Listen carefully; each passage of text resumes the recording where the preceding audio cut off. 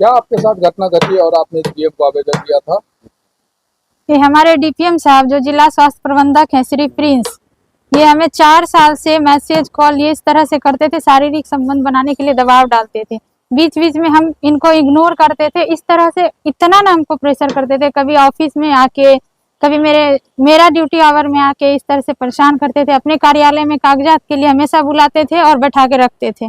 घर जाने के बाद भी ये हमको मैसेज कॉल जबरदस्ती करते रहते थे बात करने के लिए। देर रात को 12 बजे, 12:30 बजे इनको पेट में दर्द होता था तो मुझे कॉल करते थे। क्यों? अस्पताल में कोई जेंट्स मेल स्टाफ नहीं था, इनका गाड़ी एक्सीडेंट होता था, मुझे कॉल करते थे कि हमको हेल्प चाहिए आपका।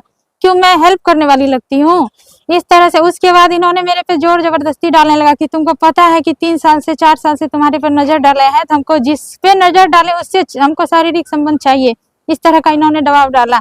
उसके बाद जब हम नहीं सुने, इनके बात को इग्नोर किए, इन्होंने पिछले माह मेरे घर पे या अस्पताल के ही स्टाफ को, मेरे ही कलीग को मेरे खिलाफ भड़का के जेंट्स के साथ शिल्पी कुमारी जीएनएम को मेरे रूम पर, जो हम किराए के मकान में रहते, रूम पर भेजे। वहां जाके वो लड़का के साथ गई, गाली गलौज पूरा मारपीट करने के लिए मेरे साथ। कौन था जो शिल्पी के साथ गई? वो शिल्पी का कोई होगा, मुझे नहीं पता। तो फिर क्या हुआ आगे? फिर वहां से पूरा हमको गाली गलौज करने लगी, तो मुझे कितना खराब लगा। मेरी इज्जत की कोई परवाह नहीं है।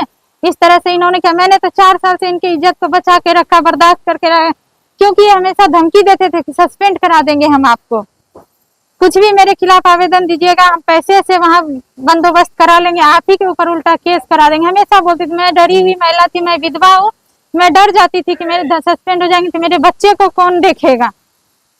उसके बाद मैंने डीएम साहब से गुहार लगाई, सिविल सर्जन को गुहार लगाई, लेकिन अभी तक कोई न्याय नहीं मिल पा रहा है। मुझे लग रहा है इस बात को दबाने की साजिश रची जा रही है कि इस बात को दबा दिया जाए।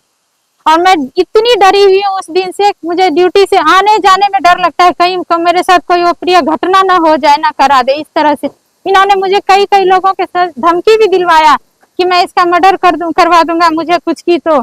और इन्होंने मेरे साथ मेरे डिपार्टमेंट में आके मुझे बोला कि आप मुझे इस तरह से केस वापस नहीं लेंगे तो मैं सुसाइड नोट फैक्स कर दूंगा और इस तरह लापता हो जाऊंगा, कोई ढूंढ नहीं पाएगा, पूरा जिंदगी आप केस लड़ते रह जाइएगा।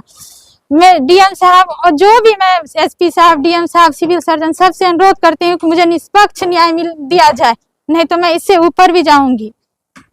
मैं हद तक लड़ूंगी, चाहे जब तक मुझे न्याय नहीं मिलेगा।